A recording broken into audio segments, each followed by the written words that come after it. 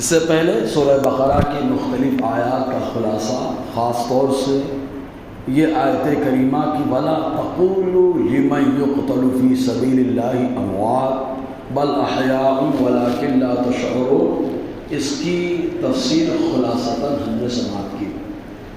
ابھی اپنے سامنے چونکہ آزمائش کا معاملہ رہا تو اللہ تعالیٰ نے جو ارشاد فرمایا وَلَنَبْلُوَنَّكُم بِشَيْءٍ مِّنَ الْخَوْفِ وَالْجُوعِ وَنَقْصٍ مِّنَ الْأَمْوَالِ وَالْأَنفُسِ وَالثَّمَرَاتِ وَبَشِّرِ الصَّابِرِينَ، یہی آیت کریمہ ہے۔ چونکہ اللہ تبارک و تعالیٰ نے اس سے پہلی آیت میں فرمایا ان لوگوں کو جو اللہ کی راہ میں قتل کیے جائیں مردہ مت کرو، وہ زندہ ہیں اور تمہیں ان کی زندگی کا احساس نہیں ہے۔ تو اللہ کی راہ میں شہید کیا جانا، اگر ایک آدمی شہید ہوتا ہے تو آزمائش اور امتحان کئی لوگوں کا ہوتا ہے۔ پہلے تو جو شہید کیا جاتا ہے اس کے جذبے کی آزمائش ہوتی ہے کہ قدم لڑکھڑا تو نہیں رہے ہیں، راہ خدا میں جانے سے گھبرا تو نہیں رہا ہے، اس کی آزمائش۔ پھر جب وہ مرتبہ شہادت کو پا لیتا ہے تو پھر آزمائش گھر والوں کی، ماں باپ کی آزمائش، شادی شدہ ہے تو بیوی اور بچوں کی آزمائش، ہر ایک آزمائش کے معاملے میں رہتا ہے۔ لیکن اللہ تبارک و تعالیٰ ایسے موقع پر جو آزمائش اور امتحان میں آئے صبر کر لے تو اللہ تعالیٰ اس کو 4 میڈل عطا فرماتا ہے۔ سبحان اللہ! کتنے؟ 4 میڈل دیتا ہے۔ پہلا میڈل یہ دیتا ہے کہ محبوب آپ اپنی زبان سے ان کو میڈل دے دیجئے، ان کو خوشخبری سنا کر کے۔ سبحان اللہ! پہلا میڈل۔ دوسرا میڈل اللہ تعالیٰ کی طرف سے یہ ملتا ہے کہ اللہ تعالیٰ ان کے اوپر رحمت کی بارش نازل فرماتا ہے، اور تیسرا میڈل اللہ تعالیٰ یہ دیتا ہے کہ ان پر درود نازل فرماتا ہے، اور چوتھا میڈل یہ ہے کہ اللہ تعالیٰ ان کی ہدایت پہ ٹھپا لگا دیتا ہے۔ تو آزمائش میں جو صبر کرتا ہے اللہ تعالیٰ اس کو 4 انعام، 4 میڈل، 4 تمغے اللہ تعالیٰ عطا فرماتا ہے جو آزمائش میں کامیاب ہوتا ہے۔ یہی وجہ ہے کہ صحابہ کرام کا جذبہ، ایک حدیث پاک میں آیا المحب الدنیا کے اندر علامہ ابن حجر، علامہ قسطلانی علیہ رحمۃ اللہ نے لکھا، فرماتے ہیں کہ جب غزوہ احد کے اندر ایک خاتون صحابیہ حضور کے پاس آئی، یہ خاتون صحابیہ عورت کو ذرا سا کوئی معاملہ ہو جائے تو صبر نہیں ہو پاتا، جزا فضا اور بے صبری کا اظہار ہوتا ہے۔ تو وہ صحابیہ وہ کہ ان کے شوہر بھی غزوہ احد میں شہید ہو گئے، بیٹا بھی شہید ہو گیا، بھائی بھی شہید ہو گئے، اور بھائی کے ساتھ والد بھی شہید ہو گئے، یعنی 4 سہارے بظاہر دنیا میں ہوتے ہیں۔ والد کا سہارا وہ بھی شہید، شوہر کا سہارا وہ بھی شہید، بیٹے کا سہارا وہ بھی شہید، بھائی کا سہارا وہ بھی شہید۔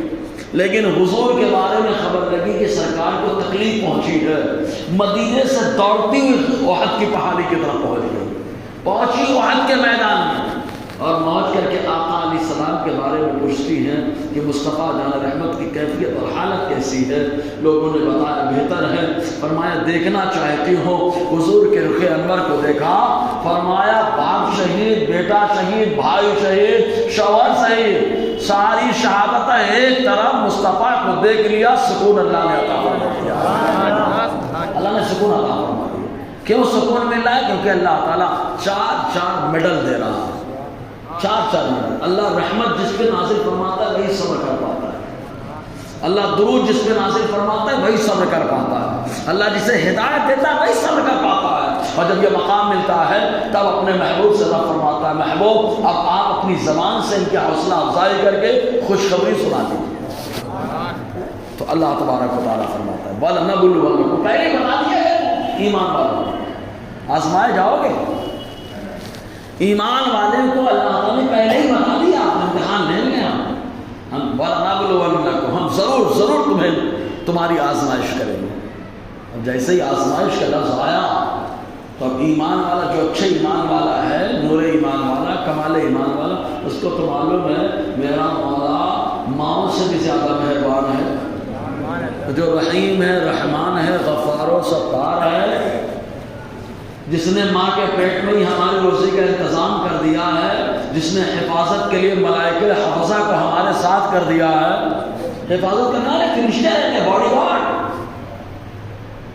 آدمی جس سے محبت کرتا ہے، جس کو چاہتا ہے، اسی کی حفاظت کے لیے باڈی گارڈ کو لگاتا ہے۔ اور انسانی باڈی گارڈ جو ہوتے ہیں یہ کبھی نہ کبھی تو جدا ہوتے ہوں گے، لیکن یہ فرشتہ جسے اللہ تعالیٰ نے ملائکہ حفظہ جنہیں بنا دیا، وہ فرشتے انسان کے ساتھ رہتے ہیں اور مکمل اس کی حفاظت کرتے رہتے ہیں، مکمل حفاظت کرتے رہتے ہیں۔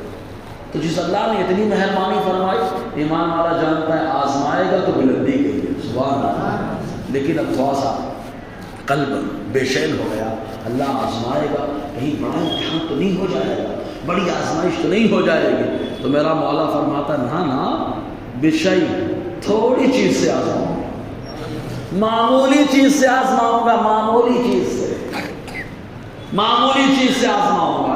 یعنی اللہ تعالیٰ کا کرم تو دیکھیے، آزما بھی رہا ہے، سب کچھ اسے دے دیا، اور دینے کے بعد کہہ رہا ہے آزمائیں گے لیکن معمولی چیز سے۔ یا اللہ معمولی چیز کون سی ہے؟ کون معمولی چیز ہے؟ میرا رب فرماتا من الخوف، معمولی خوف ہوگا۔ کس کا معمولی خوف ہوگا؟ کہا دیکھو عام طور سے جب آدمی دین کا کام کرتا ہے تو اس کے سامنے 3 لوگوں کا خوف آتا ہے، 3 طرح کا خوف۔ دشمن کا خوف کہ اگر دین کی بات ہم نے کھل کے بول دی تو دشمن ہمارے خلاف کھڑا ہو جائے گا، کفار ہمارے خلاف کھڑے ہو جائیں گے۔ تو اللہ تعالیٰ فرماتا ہے یہ وقتی آزمائش ہوگی، میرے مصطفیٰ نے تو اعلان کر دیا تھا، سب نے مخالفت شروع کر دی تھی، اس کے بعد چند دنوں میرے محبوب نے محنت کی ہے اور ایسے جانسار کھڑے کر دیے ہیں کہ جان مال سب کچھ مصطفیٰ کو قربان کرنے کے لیے تیار، سب کچھ قربان کرنے کے لیے تیار ہے۔ تو آدمی جب حق بولے گا تو دشمن کا خوف ہوگا، دشمن کھڑا ہو جائے گا۔ اچھا دشمن نہیں کھڑا ہوگا تو دوسرا خوف مخالفین کا ہوگا۔ مخالفین دشمن نہیں ہوتے، اب نہیں ہوتے لیکن مخالفین ہوتے ہیں کہ اگر بول دیں گے 2 کھڑے ہو جائیں گے۔ تو اللہ تبارک و تعالیٰ انہیں بھی اگر وہ نہیں تو ان کے نسلوں میں بھی اللہ تعالیٰ ایمان داخل فرماتا ہے۔ جیسے عبداللہ ابن ابی منافق تھا، مخالف تھا، چھوٹی ہر بات پر کچھ نہ کچھ خامی نکالتا رہتا تھا، لیکن خامی اس کے اندر، ورنہ مصطفیٰ کی بات میں تو اللہ نے کمال رکھا ہے نا، جس کی زبان سے وحی نکلتی ہو اس زبان میں کیا خامی ہو سکتی ہے۔ پھر تیسرا خوف آتا ہے اپنے دوستوں کا کہ حق بول دو کہیں دوست نہ کھڑے ہو جائے، دوست نہ مخالفت کرنے لگے۔ تو اللہ تعالیٰ فرماتا ہے کہ جو تھوڑا سا خوف ہے، یہ اندیشہ ہے، ہم اس سے آزمائیں گے، تم بولتے ہو کہ نہیں بولتے ہو، کہیں ایسا تو نہیں دشمن کی رعایت کر کے حق بولنا چھوڑ دو، کہیں ایسا تو نہیں مخالفین کی رعایت کر کے حق بولنا چھوڑ دو، کہیں ایسا تو نہیں دوستوں کی رعایت کرنے کی وجہ سے حق بولنا چھوڑ دو۔ اگر تم نے حق بولنا چھوڑ دیا، آزمائش میں فلاپ ہو گئے، لیکن حق بولنا جاری رکھا تو اللہ تعالیٰ بلندی عطا فرماتا ہے۔ اس سے پہلے کہہ دیا ہم آزمائیں گے، خوف ہوگا، وہ خوف ہوگا، دشمن کا خوف، مخالف کا خوف، دوست کا خوف، لیکن معمولی آزمائش، معمولی سے۔ ایک بات دیکھ لینا، درخت کے اندر خوبصورتی کب آتی ہے؟ درخت کے اندر خوبصورتی اسی وقت آتی ہے جب بلا وجہ کی ٹہنیاں شاخیں کاٹ دی جائیں تو درخت خوبصورت ہو جاتا ہے۔ آدمی کی موچھ میں خوبصورتی کب آتی ہے؟ جو بلا وجہ جو چیزیں ہیں ان کو کاٹ دی جائے۔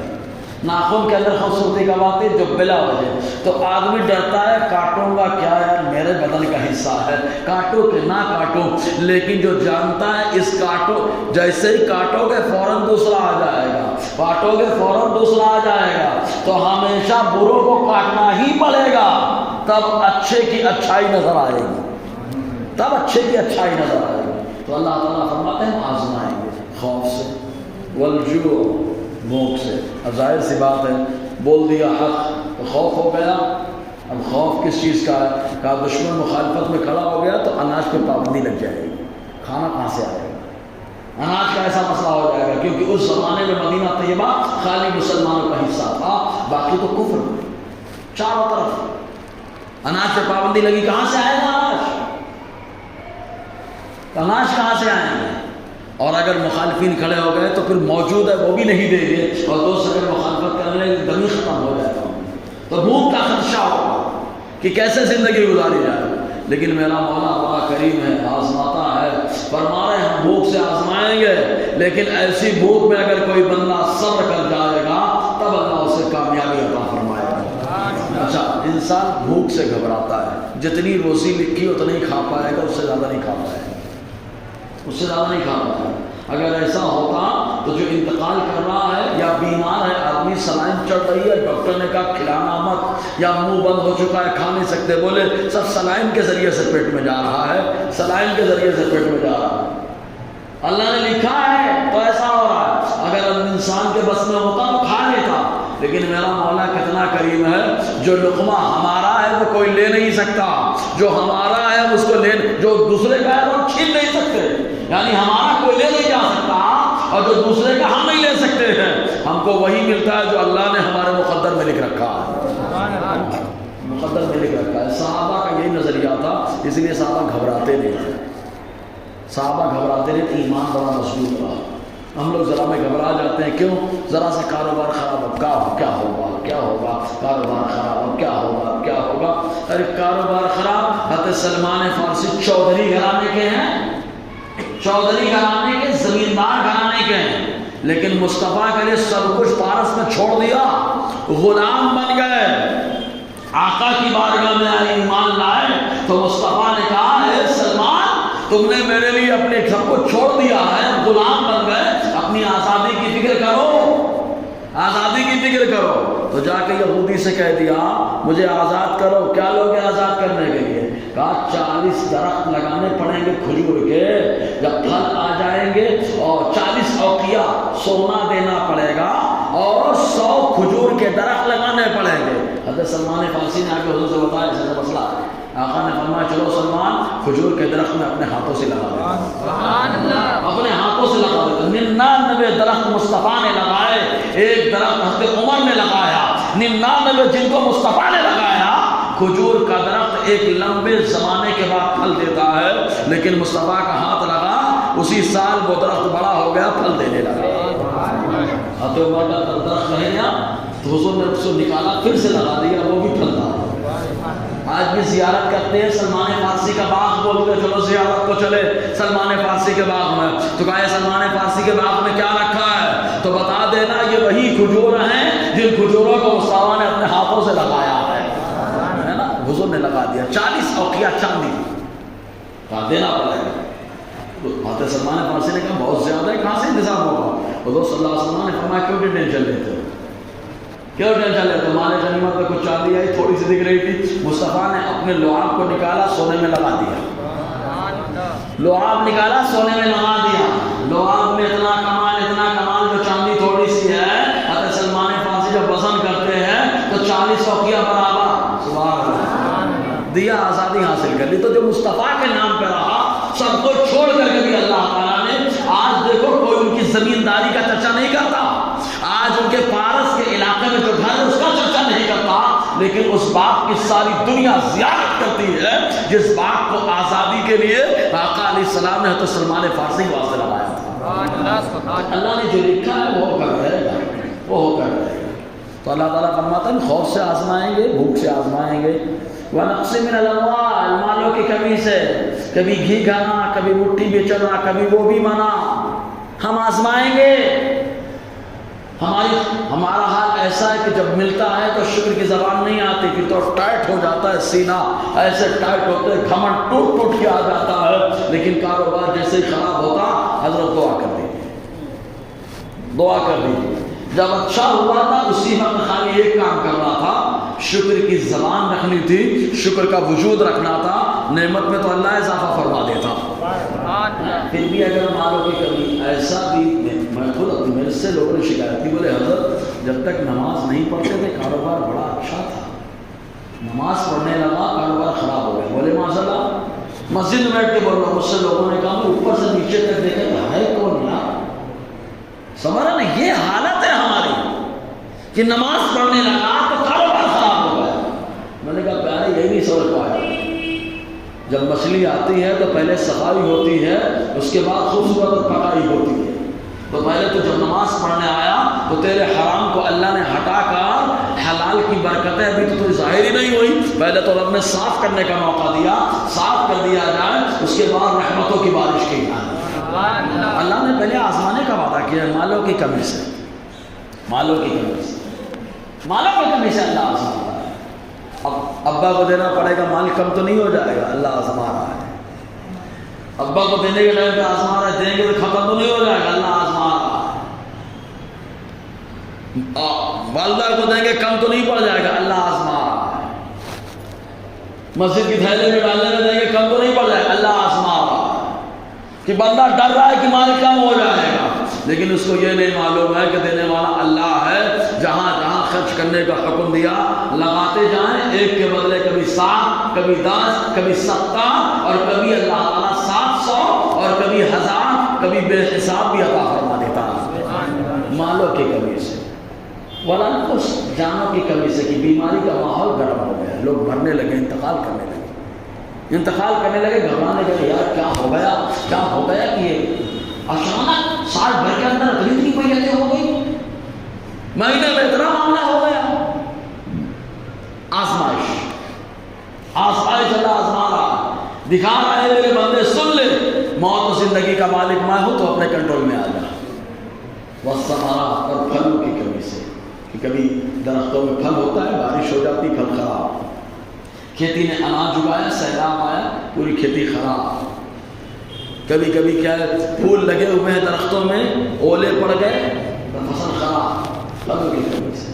اللہ تعالیٰ ہر طریقے سے آزماتا ہے، لیکن اب ایسے موقع پر ہونا کیا چاہیے؟ بے چینی، یار جب بھی کرو ایسا ہو جاتا ہے، جب بھی کرو ایسا ہو جاتا ہے۔ ایسا کرنے والا برباد ہوتا ہے، لیکن جو بولے اے اللہ تو جس حال میں رکھے تیرا کرم ہے، وبشر الصابرین، تب ایسے صابر کو اللہ تعالیٰ اپنے محبوب کی زبانی خوشخبری سنا رہا ہے۔ اب امام شافعی ایک تفسیر کرتے ہیں اس آیت کی۔ امام شافعی رحمۃ اللہ علیہ تفسیر جو کرتے ہیں وہ کہتے ہیں اللہ تعالیٰ نے فرمایا تمہیں آزمائیں گے خوف سے، ہم تمہیں آزمائیں گے خوف سے۔ خوف سے مراد اللہ کا خوف، خوف سے مراد اللہ کا خوف، کہ میرا خوف پیدا ہوا کہ نہیں تمہارے دل کے اندر، کہ ابھی تک دنیا کا خوف بھرا ہوا ہے۔ سمجھ رہے کہ نہیں؟ آج دیکھنا لوگ اللہ سے زیادہ بندے سے ڈرتے، بندے کے سامنے کچھ نہیں ہوتا، تنہائی میں مولا دیکھ رہا ہوتا ہے، سب ہوتا ہے۔ تو اللہ کا خوف ہے نہیں، اللہ آزما رہا ہے، خوف آیا کہ نہیں آیا؟ لوگ نماز نہیں پڑھتے، لوگ کیا کہیں گے؟ یا اس مسجد میں جائیں گے تو کیا کہیں گے؟ سلام پڑھیں گے تو کیا کہیں گے؟ درود پڑھیں گے تو کیا کہیں گے؟ جنازے کی نماز پڑھیں دعا کریں گے تو لوگ کیا کہیں گے؟ تو اللہ آزما رہا ہے کہ کس کا خوف ہے تیرے دل میں؟ میرا خوف ہے کہ بندوں کا خوف ہے؟ جو بندوں کا خوف کرتا ہے وہ ڈرتا ہے ان لوگوں سے، اور جو اللہ کا خوف کرتا ہے وہ اللہ کے خوف کی وجہ سے یہ سب کام برابر کرتا ہے، کیونکہ اللہ کا خوف ہے، اللہ دیکھ رہا ہے۔ یہ انسان 100-150 کیا کر سکتے ہیں؟ اللہ تعالیٰ ایسا قادر ہے، لنگڑے مچھر سے بھی حکومت بدل دیتا ہے، لنگڑے مچھر سے حکومت کو پاٹ دیتا ہے۔ ساری انسانیت، سارے لوگ ووٹ ڈال کے حکومت نہیں بدل پا رہے ہیں، عاجز و قاصر ہیں۔ میرا مولا ایک مچھر کو لنگڑے کو بھیجتا ہے، بادشاہی بدل دیتا ہے، بادشاہ کو تبدیل فرماتا ہے۔ یہ اللہ قادر ہے، اللہ کا خوف۔ والجوع، اور بھوک سے، امام شافعی فرماتے ہیں یعنی روزے سے آزمائے گا، رکھتا ہے کہ نہیں رکھتا ہے؟ آج بہت بھاری پڑ گیا، آج اب کل ہمت نہیں ہو رہی ہے، گرمی زیادہ ہو گئی ہے، آزمائے گا اللہ، آزمائے گا، بھوک سے آزمائے گا۔ ونقص من الاموال، مالوں کی کمی سے، کہ اللہ نے زکوٰۃ کا حکم دے دیا، مال نکال، صدقہ فطر نکال، کفارہ نکال۔ اپنی اہلیہ کو تم نے نام نقطہ کے ساتھ قبول کیا، اس کے اوپر خرچہ کر، ماں باپ کے اوپر خرچہ کر، بچوں کے اوپر خرچہ کر، مالوں کی کمی سے۔ والانفس، اور جانوں کی کمی سے، یعنی بیماری کی وجہ سے کسی کا انتقال کرنا۔ کبھی کبھی کیا ہوتا ہے، ایک بیماری پوری نسلاً بعد نسل چلتی رہتی ہے، بولے ان کو بھی یہی تھا، ان کو بھی یہی ہے، ان کو بھی یہی ہے، تو یہ اللہ کی طرف سے آزمائش ہے۔ ڈر رہا ہے بندہ کہیں مجھے بھی تو نہیں ہو جائے گا، مجھے بھی تو نہیں ہو جائے گی، مجھے بھی تو نہیں ہو جائے گی، مجھے تو خالی اتنا سمجھتا کہ جب اللہ تعالیٰ کسی کو صاف ستھرا کرنا چاہتا ہے تو اس کو بیماری میں ڈال کر گناہوں سے پاک اور صاف کر دیتا ہے نا۔ دیکھیں کپڑے کو واشنگ مشین میں ڈالا جاتا ہے، جب ڈالا جاتا ہے تو خوب رگڑا جاتا ہے۔ گدے وغیرہ کو گھر میں عورتیں دیکھیں ڈنڈے سے مار مار کے دھوتی ہیں، مار کے دھوتی ہیں، کیوں؟ تاکہ صاف ہو جائے۔ کپڑے کو پٹک کے دھوتی ہیں، رگڑ کے دھوتی ہیں۔ تو پہلے رگڑا جا رہا ہے، اس کے بعد کلیئر ہو رہا ہے۔ تو ایسے ہی انسان بیماریوں سے رگڑا جاتا ہے، اس کے بعد اللہ تعالیٰ گناہوں سے پاک اور صاف فرماتا ہے، اس کے بعد پاک اور صاف فرماتا ہے، بیماریوں سے رگڑا جاتا ہے۔ جی والثمرات، پھلوں کی کمی سے، پھل سے تو یہی پھل مراد ہے، لیکن امام شافعی فرماتے ہیں یہاں بچے بھی مراد ہو سکتے ہیں، کیونکہ ہر ایمان والے کے بچے ان کا پھل ہے۔ جیسے درخت لگاتے ہیں درخت کا پھل نکلتا ہے، ویسے شادی کے بعد بھی ایک پھل نکلتا ہے، اسی پھل کو اولاد کہتے ہیں۔ چنانچہ حدیث پاک میں ترمذی شریف کی حدیث پاک حضور صلی اللہ علیہ وسلم بیان فرماتے ہیں کہ جب فرشتے کسی بچے کی روح قبض کرتے ہیں تو اللہ تعالیٰ فرماتا ہے اے میرے فرشتوں یہ بتاؤ کیا تم نے میرے فلاں بندے کے بیٹے کی روح کو نکال لیا؟ فرشتے کہتے ہیں ہاں مولا نکال لیا۔ اللہ تعالیٰ فرماتا ہے کیا تم نے میرے بندے کا پھل توڑ لیا؟ پھل توڑ لیا؟ فرشتے کہتے ہیں ہاں پروردگار۔ اللہ تعالیٰ فرماتا ہے میرے بندے نے کیا کہا؟ پھل تم لوگوں نے توڑا، میرے بندے کے بیٹے کی روح نکال لی، میرا بندہ کیا کہہ رہا؟ فرشتے کہتے ہیں مولا خالی ایک ہی جملہ کہتا ہے، کیا؟ انا للہ و انا الیہ راجعون، ہم اللہ کے ہیں، اللہ کی طرف پلٹ کر جانے والے ہیں۔ میرا مولا اتنا راضی اور خوش ہوتا ہے، فرماتا ہے میرے اس بندے کے لیے جنت میں ایک گھر بنا دو اور اس گھر کا نام رکھو بیت الحمد۔ سبحان اللہ۔ اچھا یہیں سے گھر کا نام رکھنے کا ذہن میں مل گیا، بولتے یہ ولا ہے وہ گھر ہے، ان کا کاشانہ ان کا کاشانہ، تو میرے رب نے بتا دیا بیت الحمد ہے یہ، بیت الحمد یہ وہ گھر ہے جس گھر میں ایسا بندہ آ کر کے رہے گا صبح سے لے کے شام تک، شام سے لے کے صبح تک، یعنی 24 گھنٹے اللہ تعالیٰ کی تعریف کرتا رہے گا۔ سمجھے نا؟ جنت میں تو رات نہیں ہے، ویسے 24 گھنٹہ اللہ تعالیٰ کی تعریف بیت الحمد۔ جی تو پھلوں کی کمی سے اللہ تعالیٰ نے پہلے بتا دیا ہم آزمائیں گے، تو اب ایمان والے کو تیار ہونا چاہیے، آزمائش کبھی آ سکتی ہے۔ معلوم ہے اسی آزمائش کے بارے میں ابلیس کو بڑا ٹینشن ہو گیا، چونکہ اللہ تعالیٰ نے حضرت ایوب علیہ السلام کو بہت نوازا، اتنا نوازا اولاد سے، مال سے، کھیت کھلیان سے، مویشیوں سے، غلاموں سے، نوکر چاکر سے، سب خوب بھرے کرے۔ ابلیس کو ٹینشن سب سے زیادہ، اگر کسی کو اللہ نوازے کسی کو ٹینشن ہو تو سمجھ لینا یا تو جناتی ابلیس ہے یا تو انسانی ابلیس ہے، کیونکہ اس کو اگر اللہ کسی کو نوازا ہے اللہ نے تو سمجھیں وہ اللہ کی مرضی ہے، وہ جسے چاہے دے، وہ جسے چاہے دے، اللہ کے فیصلے پہ کیوں ناراض ہوگا؟ لیکن ابلیس کو ٹینشن ہو ہے مولا تیرا بندہ صبر نہیں کرتا، نعمت مل رہی اس لیے شکر کر رہا ہے، نعمت مل رہی اس لیے شکر کر رہا ہے، نعمت مل رہی اس لیے شکر کر رہا ہے۔ مولا اگر تو لے لے تو صبر نہیں کرے گا۔ مولا فرماتا ہے ہم سب جانتے ہیں نہیں کرے گا، میرا مولا بھی چپ کرانا چاہے، خاموش کرانا چاہے۔ جیسے فرشتوں نے کہا تھا یہ انسان جائیں گے فساد کریں گے خوریزیہ کریں گے، تو میرے مولا نے اپنے محبوب سے کہا محبوب اپنی امت کو کہہ دو جمعہ کے دن جب آئے تو یہ فرشتے ہم جمعہ کے دن اسپیشل بھیجتے ہیں یا آتے ہیں مسجدوں میں، تو اپنے محبوب اپنی امت سے کہہ دو جمعہ کے دن خوب زیادہ آپ کے اوپر درود پاک پڑھا کریں، ان کو معلوم ہو جائے ہم ہماری جماعت کرنے والی قوم نہیں ہے، ہم اپنے نبی کے غلام ہیں، نبی پہ درود و سلام پڑھتے رہتے ہیں، ہے نا؟ ذہن دیا ہے۔ جی اللہ تبارک و تعالیٰ نے فرمایا کچھ نہیں ہوگا، صبر کرے گا میرا جو نہ صبر نہیں کرے گا ورغلا مشہور۔ کان بھرنا بھی کس کا کام ہے؟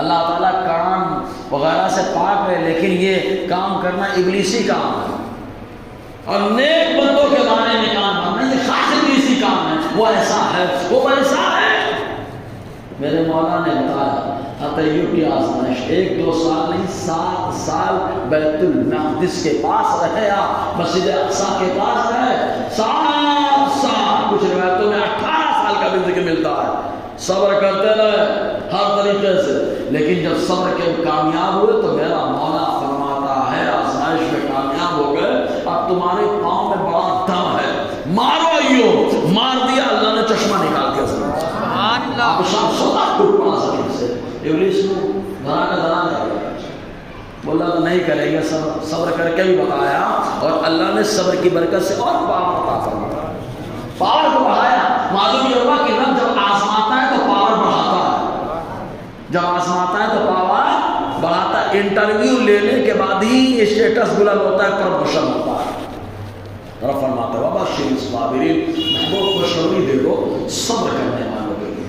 اب اس کے بعد صبر کرنے والے کیا کیا بولتے ہیں، کیا انداز ہوتا ہے، کیا کیا میڈل اللہ نے دیے ہیں، انشاءاللہ آگے کی آیت میں رہیں گے یہ بات۔ اللہ تعالی ہم سب کو فیضان قرآن، برکات قرآن۔ اس سے پہلے